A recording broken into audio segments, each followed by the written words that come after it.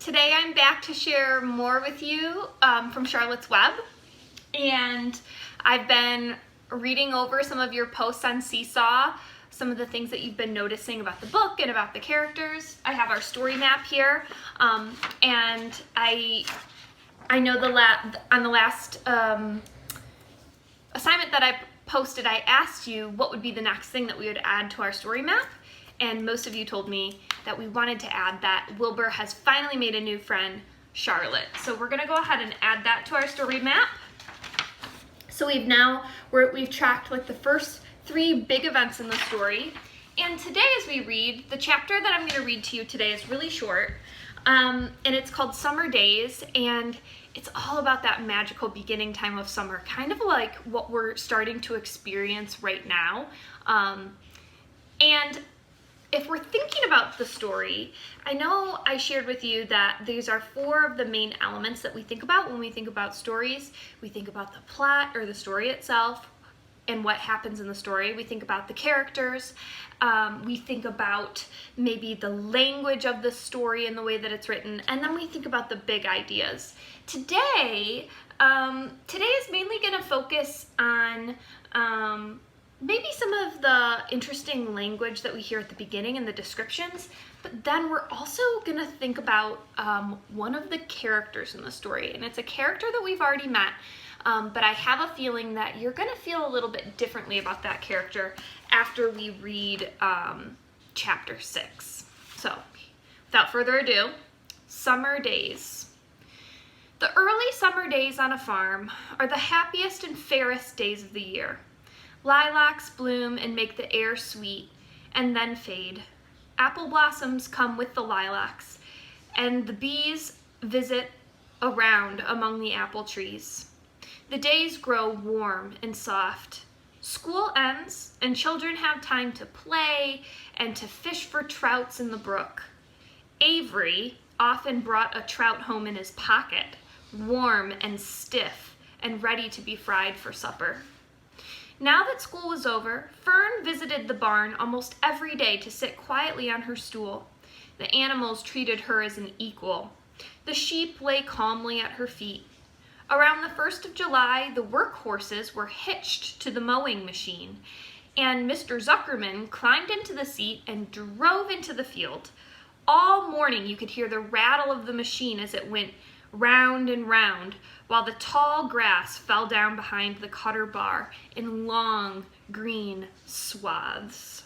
The next day, if there was no thunder shower, all hands would help rake and pitch and load, and the hay would be hauled into the barn in the high hay wagon, with Fern and Avery riding on the top of the load. Then the hay would be hoisted, sweet and warm, into the big loft until the whole barn seemed like a wonderful bed of timothy and clover. So you can kind of picture how the process in the early summer days of a farm, that now the wheat or the hay has grown high enough in the fields that first they mow it with an older machine. Then the next day they go and load it into this big wagon, drive it over to the farm, and then they hoist it or they lift it up and put it up in the top of the barn, right? In the loft area. It was fine to jump in and perfect to hide in, and sometimes Avery would find a little grass snake in the hay and would add it to the other things in his pocket. Early summer days are a jubilee time for birds. In the fields around the house, in the barn, in the woods, in the swamp, everywhere, love and songs and nests and eggs. From the edge of the woods, the white-throated sparrow, which must come all the way from Boston, calls, "Oh, Peabody, Peabody, Peabody." On an apple bough, the phoebe teeters and wags its tail and says, "Phoebe, Phoebe." The song sparrow, who knows how brief and lovely life is, says, "Sweet, sweet, sweet interlude, sweet, sweet, sweet interlude." If you enter the barn, the swallows swoop down from their nests and scold, "Cheeky, cheeky," they say. I love this passage. So the author is talking about all the different songs, right, that these birds are making. And in the early summertime, one thing that the author remembers most is just listening to the birds sing. I love how the author describes the different ways the birds sound as little different sayings. I love that part. In the early summer, there are plenty of things for a child to eat and drink and suck and chew. Dandelion stems are full of milk. Clover heads are loaded with nectar. The Frigidaire, that's a fridge, is full of ice-cold drinks. Everywhere you look is life. Even the little ball of spit on the weed stalk, if you poke it apart, has a green worm inside it. And on the underside of the leaf of the potato vine are bright orange eggs of the potato bug. It was on a day in early summer that the goose eggs hatched. This was an important event in the barn cellar. Fern was there, sitting on her stool when it happened.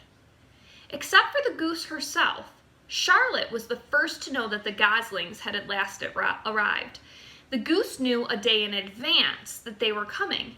She could hear their weak voices calling from inside the egg. She knew that they were desperately cramped. They were in a desperately cramped position inside the shell and were most anxious to break through and get out. So she sat quite still and talked less than usual. When the first gosling poked its green-gray head through the goose's feathers and looked around, Charlotte spied it and made the announcement. "I am sure," she said, "that every one of us here will be gratified to learn that after 4 weeks of unremitting effort and patience on the part of our friend the goose, she now has something to show for it. The goslings have arrived. May I offer my sincere congratulations." "Thank you, thank you, thank you," said the goose, nodding and bowing shamelessly. "Thank you," said the gander. The gander is like the boy goose. "Congratulations," shouted Wilbur. "How many goslings are there? I only see one." "There are 7, said the goose. "Fine," said Charlotte. 7 is a lucky number." "Luck had nothing to do with this," said the goose. "It was good management and hard work." At this point, Templeton showed his nose from his hiding place under Wilbur's trough. He glanced at Fern and then crept cautiously towards the goose, keeping close to the wall. Everyone watched him, for he was not well liked, not trusted. "Look," he began in his sharp voice, "you say you have 7 goslings. There were 8 eggs. What happened to the other egg? Why didn't it hatch?" "It's a dud, I guess," said the goose. "What are you going to do with it?" continued Templeton, his little round beady eyes fixed on the goose. "You can have it," replied the goose. "Roll it away and add it to your nasty collection of yours." Templeton had a habit of picking up unusual objects around the farm and storing them in his home. He saved everything. Certainly, said the gander. "You may have the egg, but I'll tell you one thing, Templeton. If I ever catch you oking your ugly nose around our goslings, I'll give you the worst pounding a rat ever took." And the gander opened his strong wings and beat the air to show his power. He was strong and brave, but the truth is, both the goose and the gander were worried about Templeton, and with good reason. The rat had no morals, no scruples, no conscience, no consideration, no decency, no milk of rodent kindness, no compunctions, no higher feeling, no friendliness, no anything. He would kill a gosling if he could get away with it. The goose knew that. Everybody knew it.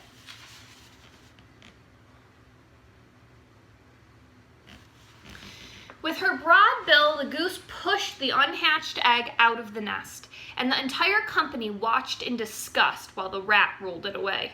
Even Wilbur, who could eat almost anything, was appalled. "Imagine wanting a junky old rotten egg," he muttered. "A rat is a rat," said Charlotte. She laughed a tinkling little laugh. "But my friends, if that ancient egg ever breaks, this barn will be untenable." "What's that mean?" asked Wilbur. It means nobody will be able to live here on account of the smell. A rotten egg is a regular stink bomb. I won't break it, snarled Templeton. I know what I'm doing. I handle stuff like this all the time. He disappeared into his tunnel, pushing the goose egg in front of him. He pushed and nudged until he succeeded in rolling it into his lair under the trough. That afternoon, when the wind had died down, the barnyard was quiet and warm, and the gray goose led her 7 gosling off the nest and out into the world. Mr. Zuckerman spied them when he came with Wilbur's supper. "Why, hello there," he said, smiling all over. "Let's see.